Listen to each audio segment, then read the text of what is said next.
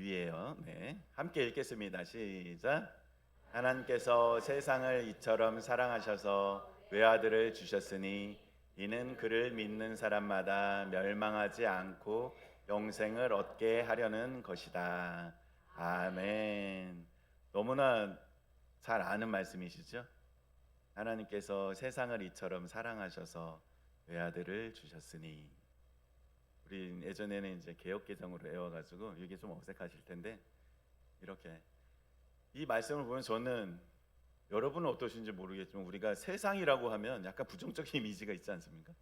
세상 사람들이라고 표현하고 믿는 사람들이 세상 쪽으로 살지 말아야지 막 이런 얘기 하잖아요. 우리가 기독교인들이 뭔가 우리는 다르다, 세상 사람들과 다르다 이렇게 생각하지만 우리도 돌아온 탕자잖아요, 그죠?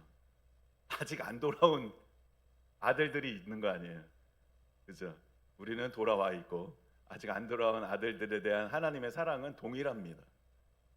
우리가 돌아올 때 정말 맨발로 이 트럭에서 뛰어내려와서 우리를 안아주시는 하나님을 그분들에게도 돌아오면 그렇게 하고 싶어 하고 계세요. 하나님은 우리 동일하게 모두 이렇게 사랑하고 계십니다. 네.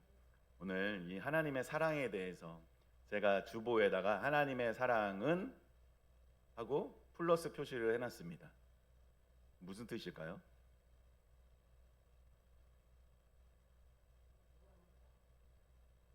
하나님의 사랑 무한대면 이 무한대 표시를 했을 텐데 하나님의 사랑은 원 플러스 원. 아우, 네, 아주 저 아이디어가 저는 상상도 못한 것들을 이렇게 또 말씀해 주십니다. 네, 제가 십자가라고 표시한 건데 이거 십자가가 못 찾아가지고 제가 플러스를 한 거예요. 하나님의 사랑은 십자가다. 제가 이런 생각이 들더라고요, 설교 준비하면서. 우리가 아이일 때 부모님한테 물어보잖아. 아빠, 엄마 나 얼만큼 사랑해? 하늘만큼 땅만큼 이렇게 하잖아요. 그럼 우리가 하나님께 하나님 나 얼만큼 사랑해? 이렇게 물어보면 하나님이 내가 십자가만큼 널 사랑한다 이렇게 말씀하실 것 같더라고요. 그 십자가가 무엇입니까? 내 아들을 죽이고 대신 널 살릴 만큼 너를 사랑해, 이런 표시잖아요, 그죠? 하나님의 사랑의 표현입니다, 십자가가. 어떻게 보면 신이 할 수 있는, 인간에게 할 수 있는 가장 강력한 사랑의 표현이 아닌가 싶어요. 그것이 십자가를 통해서 하나님께서 우리에게 표현해 주신 거예요. 내가 너를 이렇게 사랑한다. 그런 생각을 했습니다. 네, PPT 띄워주세요. 다음이요. 네. 자, 퀴즈 하나 내겠습니다. 에덴 동산에 없는 것은? 넌센스 아닙니다. 에덴 동산에 뭐 저기 뭐 화장실이 없어요, 막 이런 거 이런 게 아니고. 아이고, 없었는데 죄 지었잖아요, 그죠? 원래 없었는데. 원래 에덴 동산이라는 것은 하나님과 동행하고 하나님 우리를 이렇게 천국에다 살게 해주신 거잖아요. 실은 에덴 동산 안에서는 인간이 결핍을 느낄 수 없는 상태였어요, 그렇죠? 지난주에 이렇게 죄에 대해서 우리가 배웠잖아요. 나누고 기억이 나시는지 모르겠습니다, 그렇죠? 우리가 무엇이라고 했었죠 그때? 하나님의 말씀, 그죠? 하나님의 법을 지키지 않는 거, 그다음 알면서도 선한 게 무엇인지 알면서도 하지 않는 거, 그리고 믿음으로 행하지 않는 모든 일들이 죄라고 그때 지난주에 했었습니다. 그래서 에덴 동산에 어떻게 보면 결핍이 없습니다. 모든 것이 만족스러운 상태였어요. 근데 인간들이 왜 선악과를 먹게 됐을까요? 뱀이 이야기하잖아요, 그렇죠? 하나님처럼 될 수 있어. 모든 죄의 시작이 이곳에 있다고 했지 않습니까? 다음 PPT 넘겨주세요. 지난번에 읽어드릴게요. 결론적으로 하나님과의 관계에서 생겨난 문제입니다. 하나님 없이 살아보려는 우리의 태도, 자신이 하나님 노릇을 하려는 것이 죄의 핵심입니다. 이건 지난주 거 복습입니다. 이거에 대해서 생각을 잘 하시면 돼요. 그러면 이제 우리가 죄를 지음으로써 이제 죄가 우리에게 들어왔습니다. 그래서 다음 거 보여주세요. 하나님과 관계가 이제 끊겼어요. 그렇죠? 하나님 관계가 끊겼습니다. 그것을 이사야서 59장 1, 2절 말씀에서 이렇게 표현하고 있습니다. 제가 읽어드리겠습니다. 눈으로 같이 따라 읽어보세요. 주님의 손이 짧아서 구원하지 못하시는 것도 아니고 주님의 귀가 어두워서 듣지 못하시는 것도 아니다. 오직 너희 죄악이 너희와 하나님 사이를 갈라놓았고 너희 죄 때문에 주님께서 너희에게 얼굴을 돌리셔서 너희 말을 듣지 않으실 뿐이다. 이렇게 이사야 선지자가 말하고 있습니다. 죄악 때문에 하나님께서 우리가 이게 하나님이 능력이 없으신 것도 아니잖아요, 그죠? 그리고 음성을 듣지 못하시는 것도 아니에요. 근데 우리가 차단되어 있어요. 죄 때문에 하나님 관계가 끊겨 있기 때문입니다. 하나님은요 지금 이 순간에도요 우리에게 모든 이 은혜와 축복과 모든 것들을 계속 쏟아붓고 계세요. 그냥 하나님은 원래 그러신 분이에요. 그리고 원래부터 지금 예전부터 여러분들이 태어나기 전부터 지금까지 한 번도 여러분에 대해서 눈을 떼지 않으셨습니다. 그게 하나님이에요. 근데 우리는 어떻게 하죠? 주여 나를 봐주시옵소서 하면서 막 소리치잖아요. 하나님 항상 옆에 있고 나와 함께 있는데 우리는 다른 곳을 바라보고 있습니다. 하나님이 함께 하시다는 것을 인정하고 사는 것이 가장 큰 축복이라고 하나님 말씀하세요. 그걸 인정해야 돼요. 진짜 그것이 믿음입니다. 하나님이 나와 함께 계세요. 나에게 복 주시려고 눈을 떼지 않고 계십니다. 그런데 뭐가 문제냐? 이 죄가 그걸 막아버리는 거예요. 자꾸. 그래서 우리는 이 죄의 문제를 잘 해결해야 됩니다. 그래서 얼굴을 돌리신다는 것은 하나님의 얼굴이라고 성경에서 표현하는 것은 하나님의 임재를 얘기하는 거예요. 그렇죠? 하나님의 임재가 나타나지 못합니다. 그래서 관계가 차단되어 있습니다. 또 어디에 나오냐면 로마서 1장 28절 32절에 나옵니다. 이게 이제 하나님 관계가 차단돼서 우리가 어떻게 살고 있는지를 인간의 리얼한 모습을 하나님께서 기록해 놓은 게 있어요. 제가 읽어드릴게요. 한번 보세요. 너무 많아가지고 제가 빨리 읽겠습니다.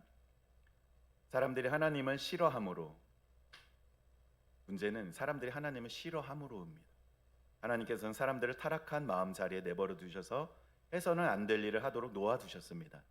사람들은 온갖 불의와 악행과 탐욕과 악의로 가득 차 있으며 시기와 사리와 분쟁과 사기와 저기로 가득 차 있으며 수군거리는 자요, 중상하는 자요, 하나님을 미워하는 자요, 불손한 자요, 오만한 자요, 자랑하는 자요, 악을 꾸미는 모략꾼이요, 부모를 거역하는 자요, 우매한 자요, 신의가 없는 자요, 무정한 자요, 무자비한 자입니다.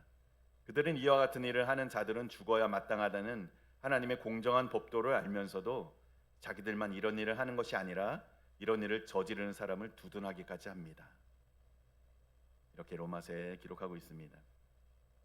여기에 있는 사항들이 나의 예전 모습이었다는 것을 인정하십니까? 저도 이거 하나하나씩 체크해 보는데 거의 대부분 해당되는 것 같아요. 저희 죄악된 모습이 정말 하나님의 말씀이 진리입니다. 이렇게 우리는 하나님 관계가 차단되면 이렇게 살 수밖에 없습니다. 내가 착한 것처럼 착각하고 살았지만 이 착하다 악하다의 기준이 내가 매겼기 때문에 그런 거죠. 하나님의 말씀의 기준으로 딱 놓고 보니까 와 정말 저는 착한 쪽에 있는 게 아니라 악한 쪽에서도 아주 극단 쪽에 있더라고요. 우리는 이렇게 관계가 차단돼서 이렇게 살 수밖에 없는 것입니다.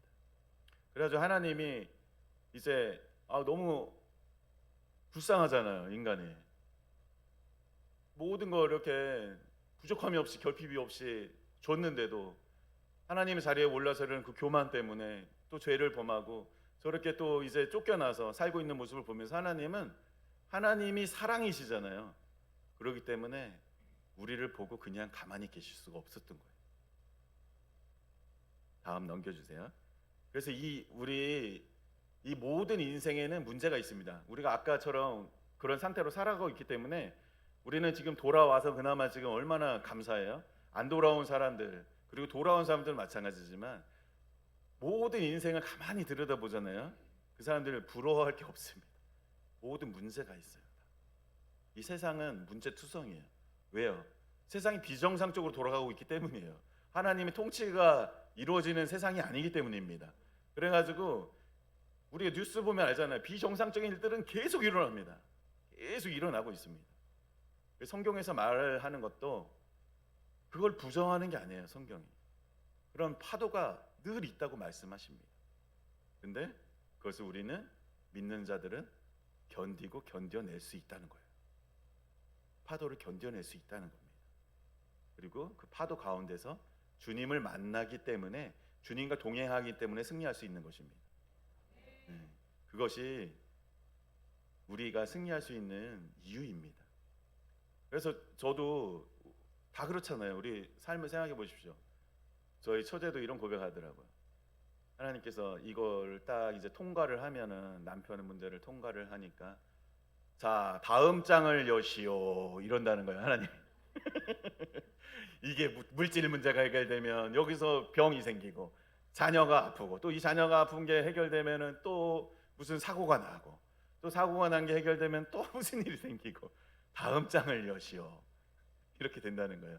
근데 정말 진짜 그렇잖아요. 저희들도 예수 믿으면 처음에는 막 모든 문제 다 사라지고 막 고난 없이 살 것 같잖아요. 근데 막상 우리가 신앙생활 하면 아니잖아요. 그죠? 계속 문제들이 일어납니다. 그런데 다른 것은 하나님이 우리를 보호하시고 인도하고 계신다는 것하고 그리고 그런 고난이 우리에게 필요하다는 거예요. 우리가 예수님을 닮아가는데 예수님을 닮아가는 두 가지가 있지 않습니까? 하나님 예수님이 하신 일을 그대로 하면 돼요. 병을 고쳐주고 고아 가부를 돌보고 그죠? 귀신을 쫓아주고 이런 능력을 가지고 사역을 할 수 있습니다. 또 하나는 예수님의 성품을 가지는 거예요.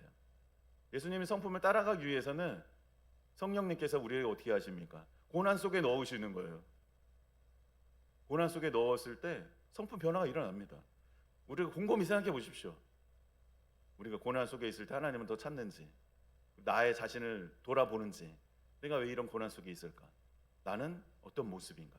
하면서 하나님하고 계속 대면하면서 내가 변화가 돼요. 고난은 남편 따위만 받았는데 보니까 내가 변화가 되면서 남편을 잘 대접하게 되는 이런 아이러니한 일들이 일어납니다. 그것이 하나님이 고난을 우리 성령님 우리를 고난 속에 이렇게 넣으시는 이유예요.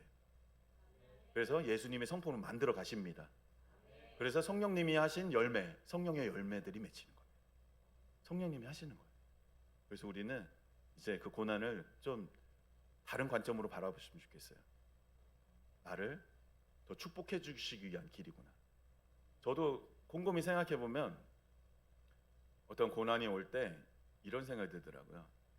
제가 도저히 할 수 없는 일을 하나님 하게 하시는 거예요. 고난이 딱 오면 예전에는 내 생각과 상식으로는 절대 안 되지 저건 저렇게 하면 절대 안 되지 하는 일 방향을 트실 때 딱 고난을 딱 마주치게 하세요. 그러면 딱 부딪혀가지고 내 힘으로 안 되네 이거 도저히 안 되네 이거 이거 어떡하지? 이렇게 할 때 방향을 바꾸게 되더라고요. 그래 어쩔 수 없다. 하나님께 맡기는 수밖에 없다. 이렇게 하면서 하나님께 올려드리게 되면서 내 지경이 넓어지고 내 인생의 방향이 달라지게 됩니다. 그런 것을 경험하게 됩니다. 그런 하나님께서 우리를 이렇게 축복의 길로 이렇게 몰아가시는 과정이에요. 이게 지금 우리가 지금 그 과정 속에 있습니다. 네. 하나님이 버리시고 이러는 게 아니에요. 우리를 보호하고 계십니다. 눈동자처럼 계속 보호하고 계세요. 우리가 지금부터 영원토록 하나님이 보호하고 계시니까 그 안정감을 누리시면서 이런 고난들은 하나님 나를 축복하기 위한 것이구나. 나의 교만을 깨트리고 나의 병든 것을 고치는 거다라고 생각하시면서 받아들이시면 좀 편안하게 받아들일 수 있을 것 같아요. 그래서 하나님이 이렇게 인생 속에서 이렇게 말씀하십니다. 기억하라 반드시 내가 너와 함께 할 것이다 라고 항상 말씀하세요. 너를 붙들어 기이한 일을 행하고 살 길을 열 것이다. 사방이 꽉 막힌 것 같은 상황 속에서도 하나님은 늘 우리에게 이렇게 말씀하세요. 내가 너와 함께 있잖아. 다윗이 시편에서 고백하는 것처럼 그죠? 원수들이 막 죽이려고 막 달려들고 있어도 사망의 골짜기를 막 다니면서도 주님이 나와 함께 있으니까 거기에서 안정감을 얻는 것입니다. 그래서 이용규 선교사님이라고 유튜브에서 설교를 한번 들었었는데 그때 학교를 세우시면서 인도네시아인가 거기에 대학을 세우시면서 40억 빚을 지셨대요. 하나님이 이렇게 말씀하시더라는 거예요. 죽상을 하고 있으니까 좀 웃으면서 할 수 없니? 좀 웃으면서 가면 안 되겠니? 이렇게 말씀하시더라는 거예요. 그래서 깨닫고 나니까 이거 하나님이 하시는 거지. 깨닫고 나니까 40억 빚이 있지만 웃을 수 있다는 거예요. 여기에 40억 빚진 분 혹시 계실 수 있을지 모르겠다. 더 적잖아요 우리는. 스케일이 작잖아요 우리는. 그죠? 얼마나 웃을 수 있는 겁니까 우리는. 그렇게도 하나님이 웃게 만드시는데 우리는 이렇게 웃으면서 이 고난의 골짜기를 통과할 수 있을 줄 믿습니다. 그래서 이제 하나님이 묘책을 내는 거예요. 이렇게 죄를 범한 애들을 사랑하니까 이거 어떻게 좀 다시 회복시켜 줄 수 방법이 없나? 그래 이게 하나님이 쫓아낸 지 얼마 되지 않은 이 창세기에 나오잖아요. 3장 15절에 이 말씀이 나옵니다. 내가 너로 여자와 원수가 되게 하고 너의 자손을 여자의 자손과 원수가 되게 하겠다. 여자의 자손은 너의 머리를 상하게 하고 너는 여자의 발꿈치를 상하게 할 것이다. 여기에서 이제 여자의 자손은 예수님 말씀하시는 거예요. 나중에 오게 될 여자의 자손이 사단의 머리를 밟는다는 거예요. 그죠? 마귀를 완전히 제압한다는 뜻입니다. 그리고 발꿈치를 상한다는 건 영향을 미치긴 미치지만 우리를 해할 수 없다는 얘기예요. 하나님의 자녀를 해할 수 없다는 얘기입니다. 이렇게 해서 하나님께서 이렇게 약속을 해주세요. 앞으로 어떤 사람이 올 것인데 너희들을 구원할 구원자를 내가 이미 쫓아낸 지도 얼마 안 돼가지고 다 대책이 마련되어 있는 거예요. 하나님이 우리를 사랑하시니까. 그래서 그 여자의 자손이 오면은 사단 마귀를 다 제압할 거야. 이렇게 하면서 약속을 해주시는 거예요. 그리고 또 이사야서 53장 6절에 이렇게, 이거는 예수님도 태어나기 전에 하신 말씀입니다. 지금 우리는 모두 양처럼 길을 잃고 각기 제 갈 길로 흩어졌으나 주님께서 우리 모두의 죄악을 그에게 지으셨다. 이 그가 누굴까요? 예수님입니다.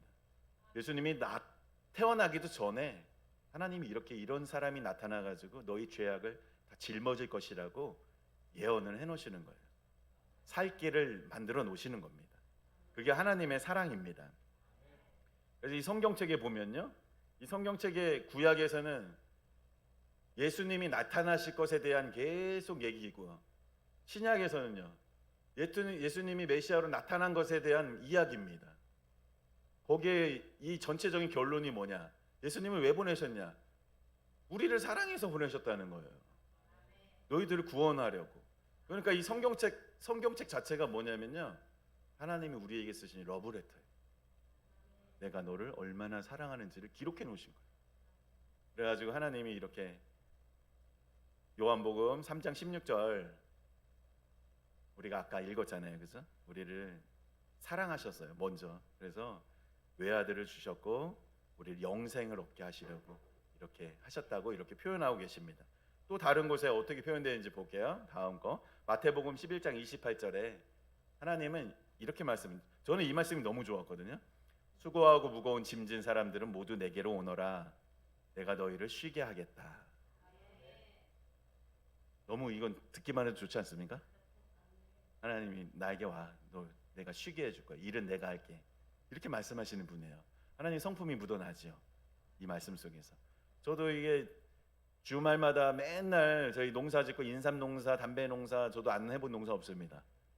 가장 힘들다는 담배 농사를 정점으로 제가 농사를 졸업하게 됐는데, 저희들도 이제 고등학교로 나오게 되면 타지로 나오면서 농사를 졸업하게 돼요. 공부를 못하면 계속 있어야 돼요. 공부를 안 할 수가 없는 거예요. 그래서 이렇게 해가지고 저도 이제 이쪽에 세관고등학교로 청주로 오게 된 거거든요. 근데 그렇게 일하기가 진짜 힘들었어요. 애들은 일요일 되면 놀러 가고 노는데, 근데 저희 시골에서는 그렇게 놀러 가는 애 많지는 않았어요. 다 밭에 있어요 애들이. 밭에서 만나. 근데 맨날 돌 주워내고 풀 뽑고 고추 따고 뭐 이런 거 하잖아요. 근데 이 말씀을 딱 들었는데, 야, 우리 부모님이랑 다르네. 하나님은 쉬라는 말을 한 번도 하신 적이 없는데, 와, 우리 하나님 진짜 멋지시다 이런 생각을 했어요 저는. 그래서 제가 여기 손가락이 아직도 흉터가 있는데, 저희 누나도 있다는 걸 발견했어요. 저희 누나는 벽에다가 옛날 낫으로 했잖아요. 가상이 도리고 할 때 낫으로 하니까 어린애들이 잘 못하잖아요. 여기 낫 자국이 탁 있더라고요. 작은 누나. 그래서 작은 누나가 이런 고백을 하는 거예요. 손이 뱄는데 엄마가 혼내켰대.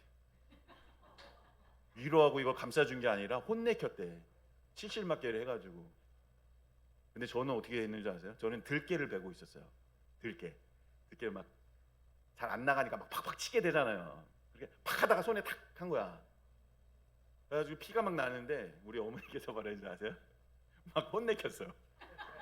혼내킨 다음에 그 이제 비늘이 씌워놓은 거 있잖아요. 쭉 찢어가지고 묶어주는 거야. 나머지 다 하고 가래. 나머지 밭이 저희 밭이 시골은 보통 뭐 도시에서는 뭐 300평 하면 큰 밭이다 이래 하잖아요. 700평 하나가 한 적이 700평 정도 되는 밭이에요. 거기 들깨가 다 심겨져 있다고 생각해봐요. 피는 나는데 어린 나이에 집에 못 갔습니다. 무서워서. 근데 하나님은 달라요. 우리 엄마랑 쉬라고 하십니다. 네. 너무 좋죠? 네. 그리고 또 요한복음 14장 6절에서 이렇게 말씀하십니다. 예수께서 그에게 말씀하셨다. 나는 길이요 진리요 생명이다. 나를 거치지 않고서는 아무도 아버지로 갈 사람이 없다. 예수님이 우리에게 다리가 되어 주시기 위해서 오셨다는 거예요. 하나님께 나아갈 수 있도록 하나님 예수님이 진리시고 생명이십니다. 예수님 외에 하나님께 나아갈 수 있는 길이 없습니다. 요한복음 6장 44절에 나를 보내신 아버지께서 이끌어주지 아니하시면 아무도 내게 올 수 없다. 나는 그 사람들을 마지막 날에 살릴 것이다.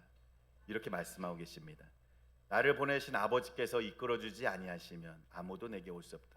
지금 여기 예수님 앞에 나와 있는 분들은 누가 이끌어서 오셨습니까? 하나님 아버지께서 여러분들을 이끌어서 여기 오게 하신 거예요. 참 놀랍지 않습니까? 내가 내 발로 그냥 우연히 여기 와 있는 것 같지만 정말 하나님 대원에서도 말씀하셨지만 여기에 모여 있는 자들이 내가 뽑고 7번 얘기하셨나? 7번 뽑은 자들이 여기에 모여 있다는 거예요. 여러분들이 그렇게 귀한 분이라는 걸 아셔야 됩니다. 존귀하신 분, 하나님이 인정하시는 착한 양이에요. 스스로 한번 해보세요. 나 착한 양이다. 나는 착한 양입니다. 착한 양이에요. 여기 계신 분들이 하나님이 다 인도해서 여기 와 계신 겁니다. 그리고 또 하나님이 로마서 11장 6절에 이렇게 말씀하십니다. 은혜로 된 것이면 행위에 근거한 것이 아닙니다. 그렇지 않으면 그 은혜는 이미 은혜가 아닙니다. 아멘. 무슨 말인지 이해되시죠? 내가 잘해서 하나님이 그렇게 하셨다는 게 아니에요.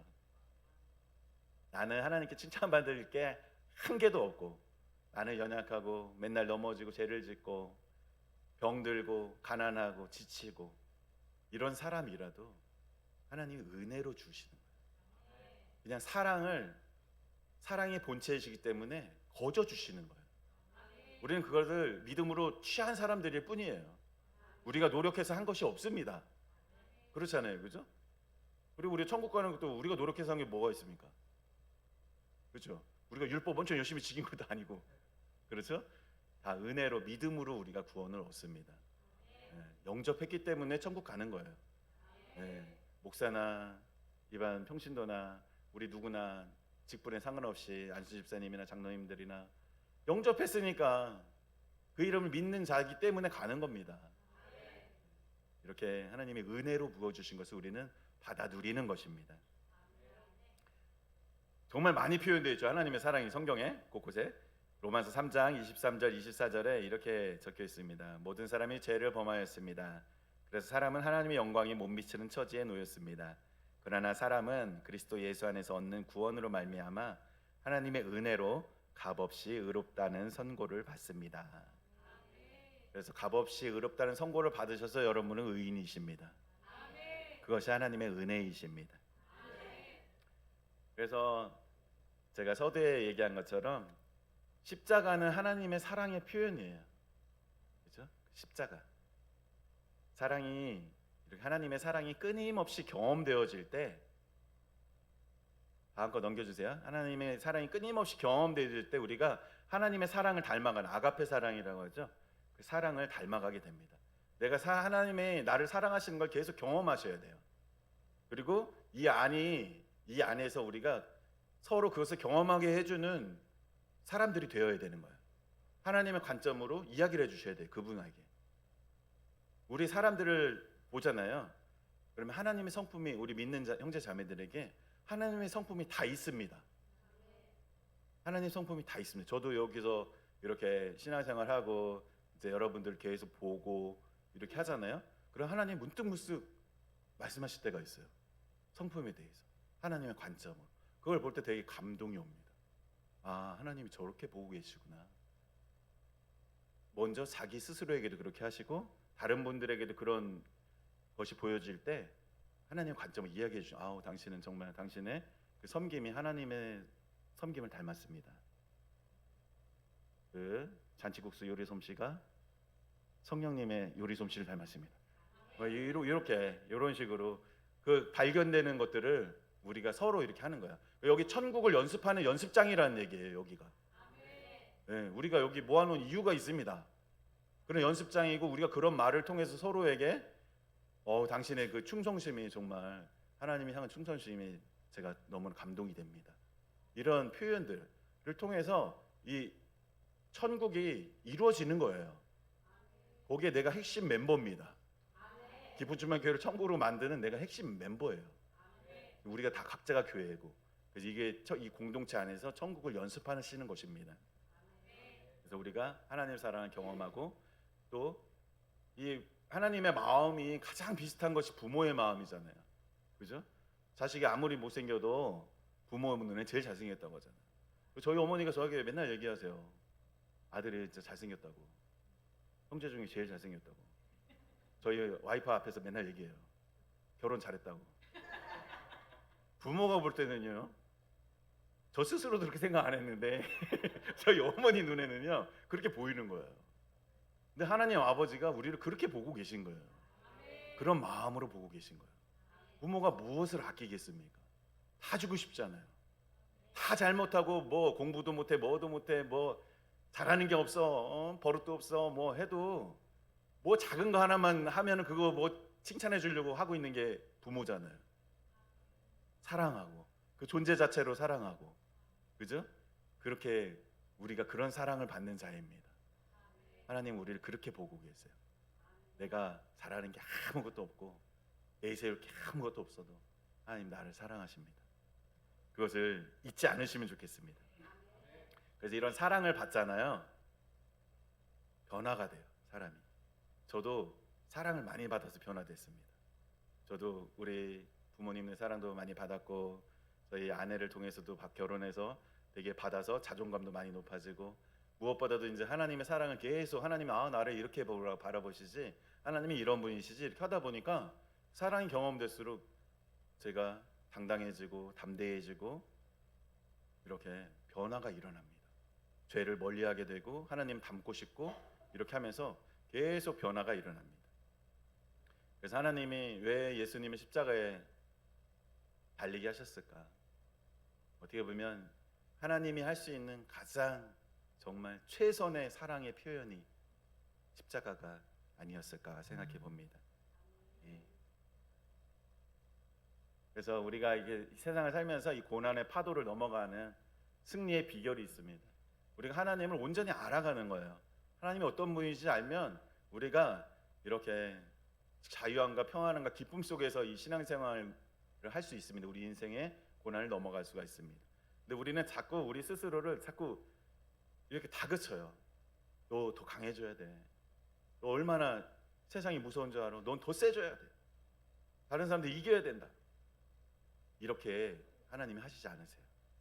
하나님은 너 나를 의지해. 너 얼마나 나 의지할 수 있니? 너 나를 의지하면 돼. 너는 약해도 괜찮아. 넌 나를 의지하는 거야. 이렇게 말씀하세요. 그런 하나님을 만날 때 우리가 승리할 수 있는 것입니다. 그럼 하나님이 우리가 이제 딱 막상 이제 딱 갔어요. 우리가 이제 하나님 앞에 갔어요. 하나님 물어보실 거예요. 너 얼마나 많은 일을 했냐? 이렇게 안 물어보신다는 거예요. 하나님이 너 얼마나 많이 사랑했니? 얼마나 사랑을 했니? 이렇게 물어보실 것 같아요. 하나님은 그런 분이시니까. 우리는 얼마나 사랑하고 있습니까? 그 이웃에 대한 사랑. 근데 우리가 초반에도 얘기한 것처럼 지난번에 말씀하신 것처럼 하나님 사랑, 이웃 사랑인데 하나님께서 2018년도 11월 1일 대원에서 이렇게 말씀하시더라고요. 너희들은 나를 사랑한다고 하지만 너희 형제 자매를 사랑하지 않는 것이 말이 안 된다는 거예요. 형제 자매 속에 있는 여러분 옆에 있는 계신 분들 보세요. 옆에 있는 분들 속에 하나님이 계세요. 함께 하신다고 했잖아요. 그죠? 네, 하나님 바라보듯이 한번 바라봐 보십시오. 지금 하나님 바라보듯이 여러분 속에 다 하나님의 형상이십니다. 여러분이 하나님의 형상이에요. 여러분 속에 하나님이 있는 것을 인정하는 거예요. 그것부터 시작된다고 말씀하십니다. 모든 순서가 우리 믿는 자들 안에서 형제 자매를 인정하라는 거예요. 그 사람 속에 하나님이 계십니다. 그리고 하나님의 성품을 계속 찾아내는 거예요. 근데 인간은 장단점이 있잖아요. 사탄은 우리의 단점을 계속 보게 만들어요. 그 사람의 단점을. 그래서 계속 그것을 부각시킵니다. 근데 그렇게 하지 말라는 거예요. 하나님의 관점, 계속 그 사람의 하나님 성품을 발견해내라는 거예요. 그렇게 살 때 우리가 천국을 경험하며 사실 수 있는 것입니다. 그것이 승리의 비결입니다. 사랑하는 것이 승리의 전략이에요. 우리가 서로 사랑했으면 좋겠습니다. 네, 이상입니다. 잠시 우리 하나님이 십자가에서 우리를 예수님을 보내서 사랑하신 것처럼 그 사랑을 한번 묵상해 보시고 나도 이제 예수님을 따라 사랑하기를 결단하는 시간 됐으면 좋겠습니다. 잠시 침묵으로 기도하시겠습니다.